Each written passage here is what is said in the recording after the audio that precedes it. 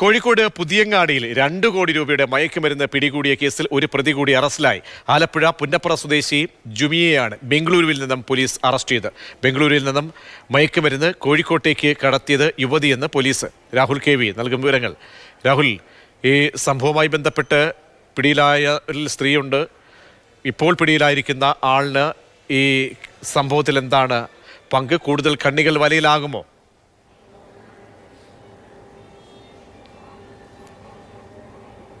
പ്രതീക്ഷ, പുതിയങ്ങാടിയിലെ വാടക വീട്ടിൽ നിന്നാണ് 2 കോടി രൂപയുടെ മയക്കുമരുന്ന് വെള്ളയിൽ പോലീസ് പിടികൂടിയിരുന്നത്. കഴിഞ്ഞ മാസമായിരുന്നു പോലീസിന്റെ പരിശോധന. ഇവിടെ നിന്ന് 779 ഗ്രാം MDMA-യും 80 LSD സ്റ്റാമ്പുകളും അടക്കമാണ് പോലീസ് പിടികൂടിയിരുന്നത്. പോലീസിനെ കണ്ട ഉടൻ തന്നെ ഇവിടെ ഉണ്ടായിരുന്ന പ്രതികൾ ഓടുകയായിരുന്നു. 2 യുവാക്കളെ നേരത്തെ തന്നെ പോലീസിനെ അറസ്റ്റ് ചെയ്യാൻ കഴിഞ്ഞിരുന്നു. അതിൽ 1-ാം പ്രതിയായ ഷൈൻ ഷാജി മലപ്പുറം പോത്തുകല്ല് സ്വദേശിയാണ്.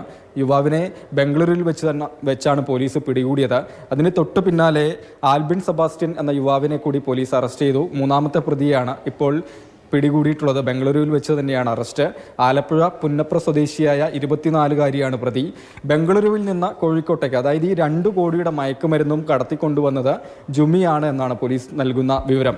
ബംഗളൂരുവിൽ അവിടെ പെയിൻ ഗസ്റ്റായി താമസിക്കുകയാണ് ജുമി ചെയ്യുന്നത്. അവിടെ നിന്ന് കേരളത്തിലേക്ക് വരുന്ന അന്തർ സംസ്ഥാന ബസ്സിൽ ഇത്രയും അളവിൽ മയക്കുമരുന്ന് കടത്തിക്കൊണ്ടുവന്നു. പിന്നീട് പുതിയങ്ങാടിയിലെ വീട്ടിൽ വെച്ച് ചില്ലറ വിൽപ്പനയായിരുന്നു ലക്ഷ്യമെന്നാണ് പോലീസ് നൽകുന്ന വിവരം.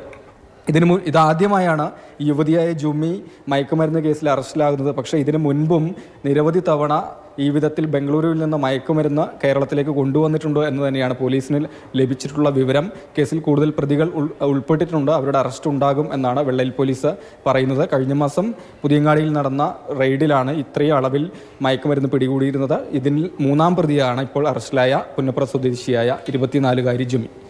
ശരി, KV രാഹുലാണ് വിവരങ്ങൾ നൽകിയത്.